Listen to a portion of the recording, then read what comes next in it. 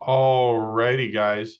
Thank you for joining us on this lovely day. We are starting our IP focused webinar, our IP at Lunch, a 10-session micro webinar series for entrepreneurs, creators, and small businesses. My name is James Greenwood. I am here at Greenwood Law. I am an attorney. I'm licensed in Iowa and Illinois. With us today, Phil Schaefer. And Phil is having some minor technical difficulties, so I'm going to go ahead and start us off. Um, my background is essentially in business law and estate planning. I also have a tax law background. So when we are um, when we are talking about estate planning, business law, or IP, I have a pretty good handle on the basics. Phil is our new of counsel, and he is a little more focused on that. So to give you guys a little bit of background on uh, Phil, uh, Phil is a graduate of Drake University Law School. He has his doctorate of pharmacy as well as a Juris Doctorate degree. He is a proficient business and IP attorney. And while he is uh, focused primarily on patent and trademarks and copyrights, he also does provide some great work in the business space as well. So, Phil, thank you for joining us. And while you are getting that sorted out, can Phil, are you able to speak right now, or are you still sorting out your technical issues? It looks like we might still be sorting out his technical issues, so that's all right. I will go ahead and get started. So today's focus is IP 101. What exactly is IP? That's the core question that we're going to try to talk about. And what do people need? I have some talking points that we can definitely get addressed and start down that path. Um, as far as best practices and how do we, kind of think about this, as a general rule, let's start with the basics. My name is James Greenwood. I'm an attorney licensed in Iowa and Illinois. If you're joining us afterwards, just a quick reminder, this is not legal advice. You should not take this as legal advice. You should definitely get your own attorney if you have specific questions about any specific issue that you have. You should always seek an attorney anytime you have any of those questions. So with that in mind, let's talk about what is IP, intellectual property. So intellectual property generally refers to protection of assets of the mind, right? So things like inventions, brand names, logos, written works, music, designs, and trade secrets. And so this is kind of a broad field.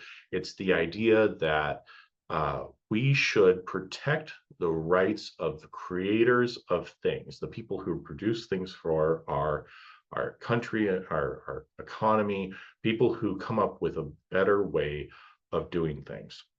And if you've ever been through the patent archives, you'll see that there are some absolutely wild patent applications out there. I've seen everything from, people patenting a firearm-based mousetrap to, I think I've seen one where I've actually seen the patent for toilet paper at one point or another. I think that did come through.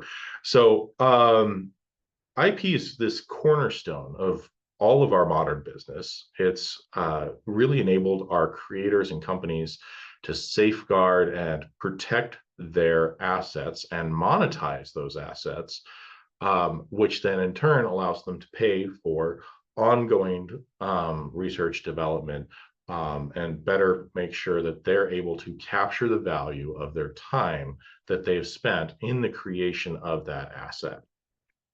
And so, why does it matter? Um, you know, IP really protects your competitive edge and reputation. And it enables you to control how your ideas or products or brand are used. People don't appreciate it. Oh, Phil, I see a hand. What's going on, man?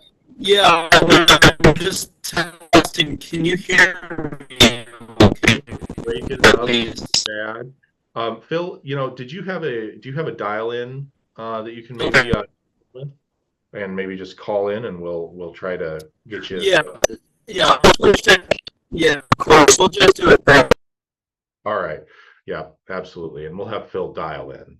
And I'll keep going while he's getting dialed in. So most creators don't appreciate if somebody takes their thing that they've gone through this huge production process to create, either a brand or a item of property or something else, and they just run off with it.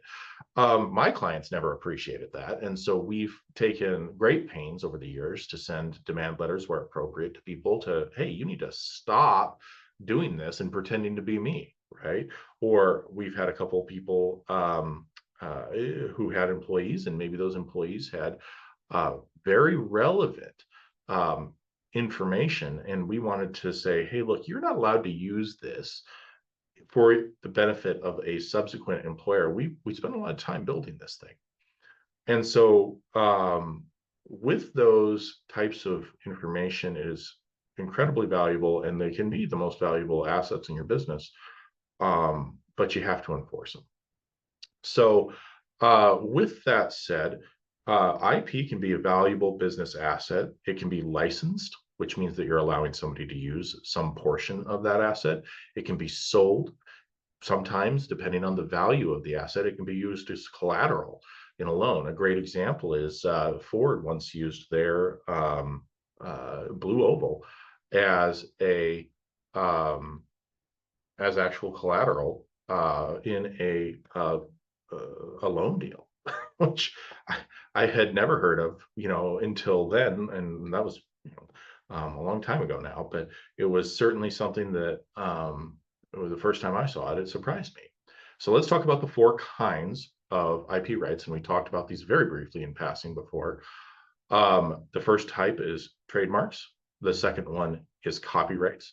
The third, patents. And the last real category is going to be your trade secrets. So your trademarks are really common. We see these everywhere. Every major brand has trademarked their particular brand. And so when you've got a trademark, that's something that protects a name, a logo, a slogan, or some specific brand identifier. And with copyrights, we have original works of authorship. So that would be like your book, your next great American novel. You've got, it could be a piece of art that you've created. It could be a piece of music that you've written or even performed potentially. Software, potentially again. And it could be even more, right? So use for creative content, um, on things like websites or marketing materials, media, and there are some pretty hard limits, but we're not going to get into the hard limits on where those copy or what becomes copyrightable and what is not, today. But we will definitely, get into that later on a little bit in this series. Patents. Anybody who's watched late night TV has seen one of these patent commercials. Protect the thing you've invented, right? So it protects inventions, processes, or new technologies. And so, the real thing that you have to keep in mind for a patent is something has to be novel and useful. That's kind of the key pieces, but there's more than that, and there are multiple things that go into that. But That's the high level. If it's not novel and it's not useful, and generally it's got to be a product or a machine or some sort of process or something, right? Then and it's got to be patentable material. And again, we're not getting into the deep portions of this today. We're just going over the highlights. Last, trade secrets. In trade secrets, maybe you've chosen not to patent something. Maybe it's not patentable. Confidential business information, recipes, formulas, processes. Sometimes these things are not patentable. Sometimes they're not copyrightable. Sometimes they're not trademarkable. But this trade secret, this thing that makes your company go every day, right? The trade secret piece is incredibly important. And when we have those trade secrets, are potentially very, very valuable and potentially um, um, okay. And I think I've got Phil, I've got you on the phone. I see that you are muted. And I've sent a ask to unmute request. Great. Yep. Can Okay, you hear me? perfect.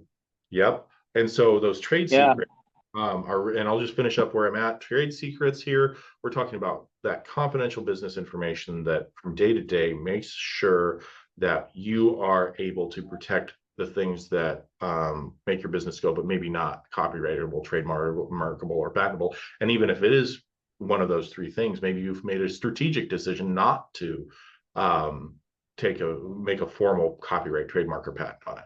So I've kind of gone over just broadly, Phil, these types of IP rights.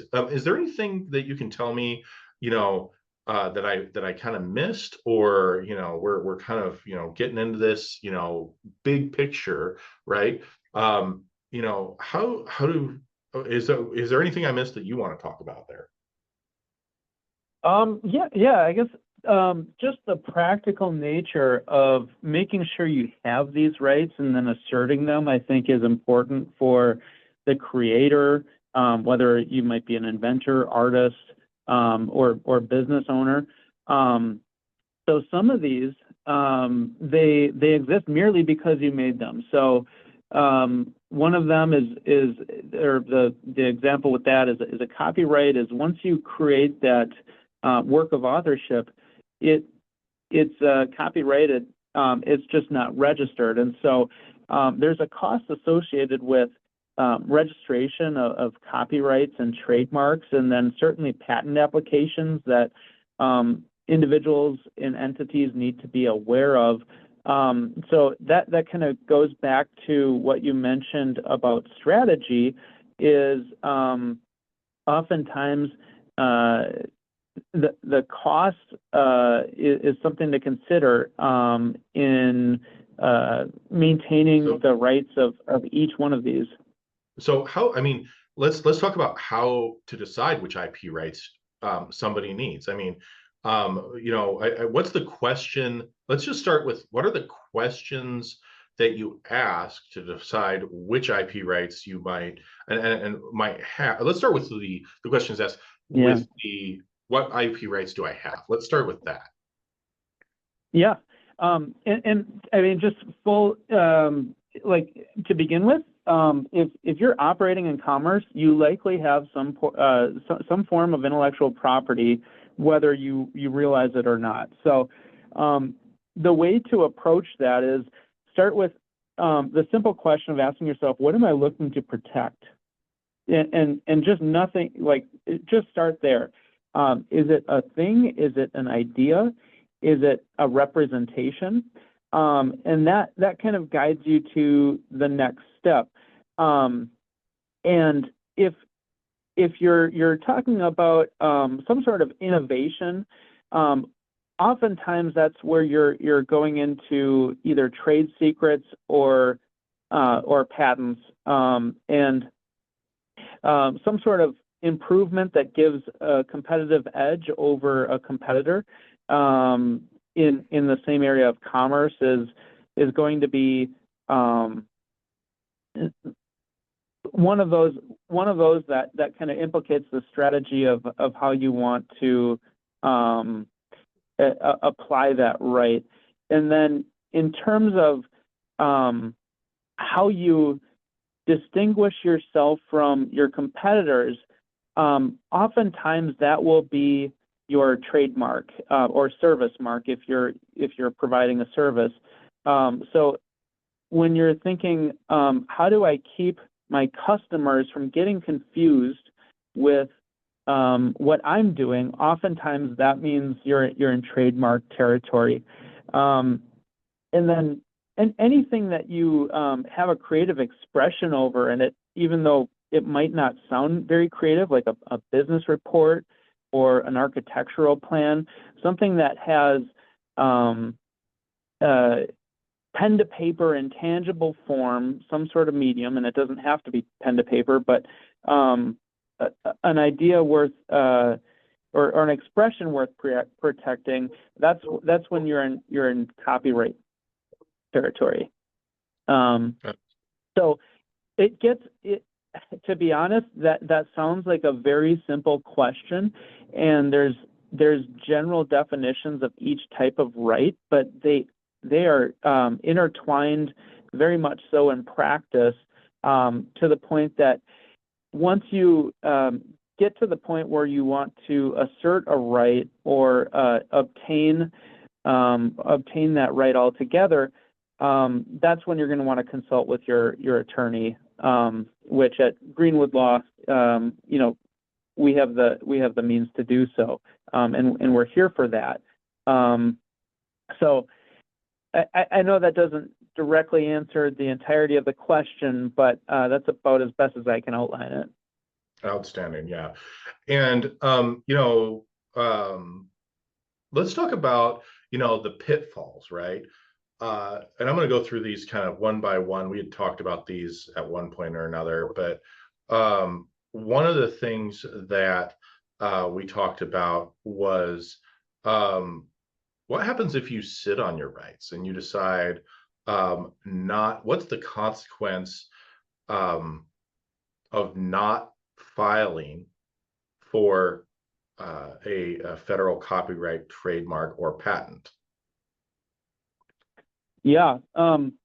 Well, you could lose the exclusive ability to perform that activity or to distribute, to represent that intellectual property altogether. And so the consequence of that is essentially you lose whatever competitive edge you might have over excluding others from using, making, selling, posting, reproducing, distributing. You lose that, or it's very, very possible, and the ways in which you can do so for each is numerous, and then you could be out the economic benefit of that right if you're not mindful of what you have and what it takes to maintain that right. Okay. And let's say that you do actually register something. Is the registration, does it give you any advantages? I mean, versus having a unregistered, the thing that everybody thinks about, right, is the patent world. But let's say that you've got a registered trademark. I mean, and somebody else comes in and you've got that thing registered. Does that give you any extra rights? So it does it does. With trademarks specifically, once you start using the distinguishing mark, even though it may not be registered, it is still yours, and you do have a right to it. However, when you register that trademark, you're given a federal preemption of use of that mark, even in geographic areas throughout the nation where you might not be engaged in commercial activity. So that's one huge benefit to federal registration. And then the other is that it puts your competitors on notice as to what that right is, and it has a general deterrent characteristic of it because of that. So it kind of bolsters what you already have in that it puts it out there as marking your territory of what you have and are able to use. Absolutely. All right, and let's ask some questions about is IP protection automatic? I mean, and a great example of this would be for patents. Do I automatically get a protection for my patents if I don't file those? That's a great question. And Thomas Edison, he's famously quoted, his famous quote along those lines is that a patent is a ticket to a lawsuit. So, although you may have a registered patent that's been maintained and is active, that doesn't necessarily mean that the patent office is going to take it upon itself to ensure that you maintain those rights. It's incumbent upon the owner of that patent or whoever has rights to assert them themselves. And what the patent registration will do is to delineate what that right is and what the scope of it is, so that you can proceed with enforcing that, whether it's through litigation or other means. Yeah, absolutely.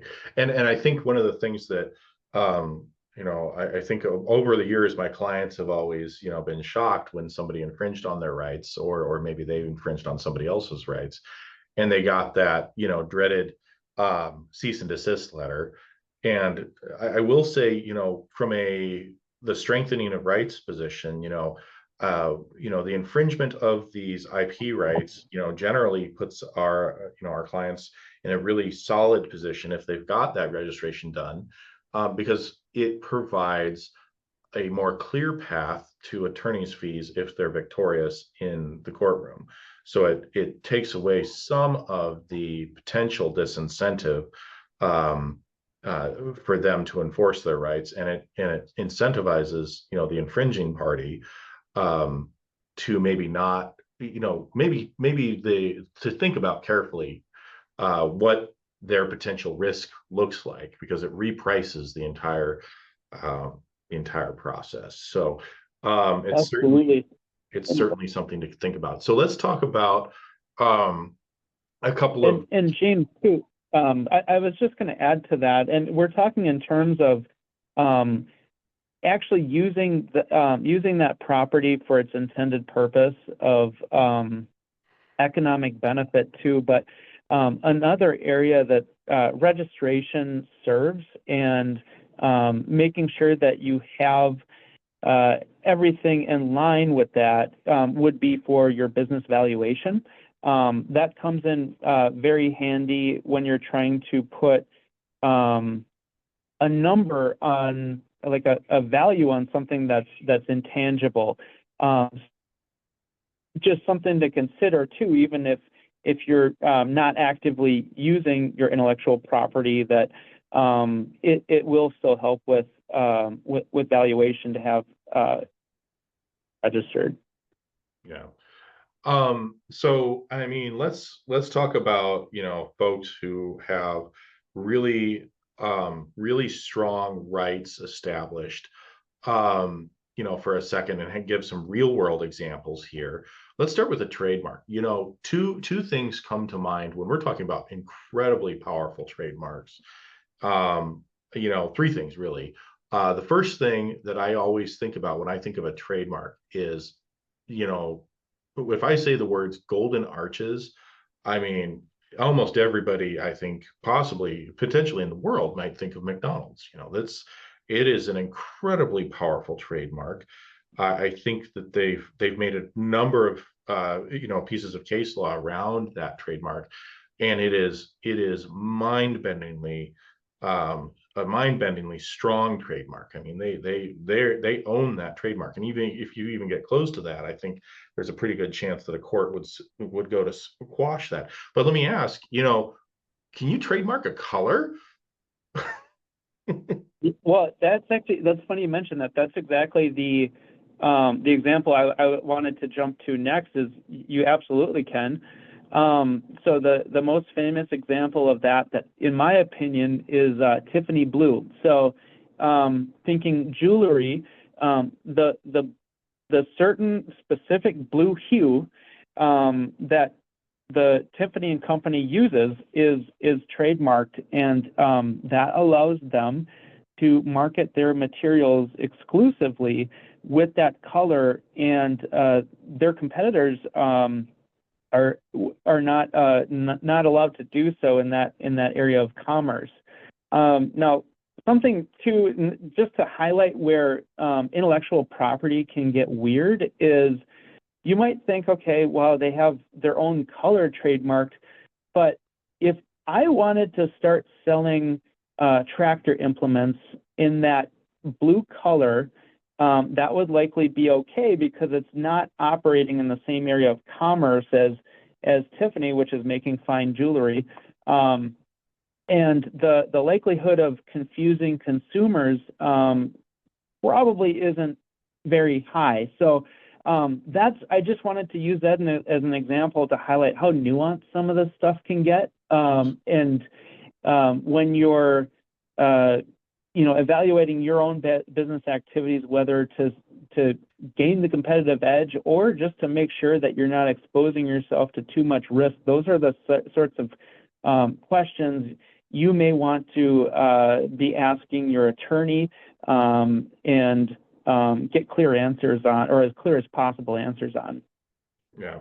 And we could go on. I took an entire class on trademarks, copyrights, and patents in law school. And ever since then, I've dealt, tangentially with these things.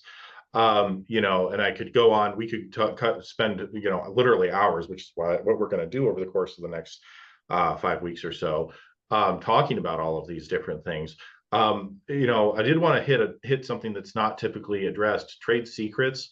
I think the one that springs to mind for me, and I think that most people can, really relate to, the formula for Coke. I mean, that's as secret as it gets, right? That's like state level stuff right there.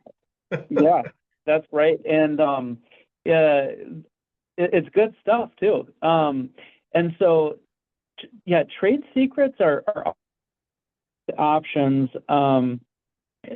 perhaps because they're not registered and they don't necessarily there's not a separate and distinct trade secret office at the federal level. I don't know. But oftentimes it's just for the general public, largely unaware that having protected confidential information or a method or a process is maybe your best bet in ensuring a commercial advantage over competition. So Coke, the Coke recipe being probably the best example of that. The other one that comes off the top of my head is the KFC spice recipe. I've enjoyed that, whatever that is. I've enjoyed it myself.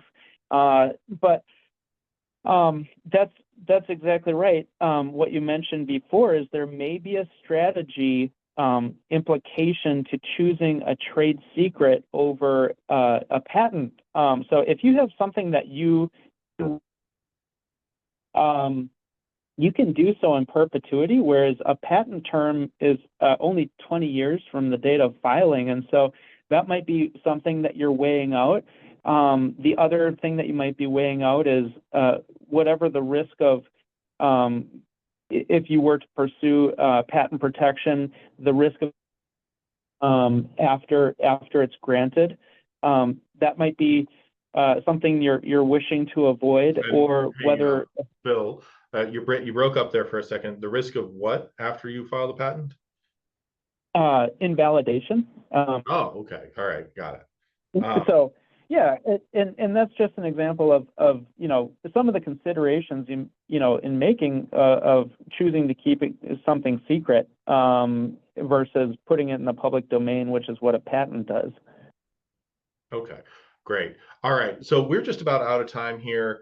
The next steps, for folks, really is, people need to make sure if they're thinking about IP, make sure you identify key ideas, products, or brand assets that really drive your business, right? And start there. The second thing, map out which IP rights apply. Third, you got to take action to register, document, or somehow some other way protect your IP. And fourth, connect with an attorney. I think, and that's I think the most important thing you can do is connect with an attorney, figure out what your rights are and how to protect those rights, because IP, this intellectual property, is what drives everything. Again, my name is James Greenwood. With me, I have Phil Schaefer.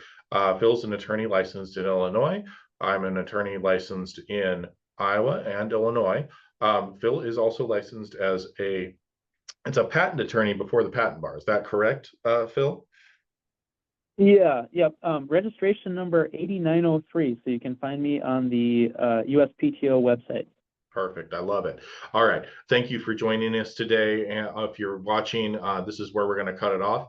For the people in attendance, we are going to go ahead and open up Q&A. If there's anybody who has a question, you can go ahead and raise your hand. Otherwise, we'll wait just a minute to see if any of those hands get raised. If not, we're going to go ahead and cut things off here. Seeing none. All right. Thank you for joining us, and we hope that you have a wonderful day. We'll look forward to seeing you on Wednesday. Thanks so much. Goodbye. Thank you.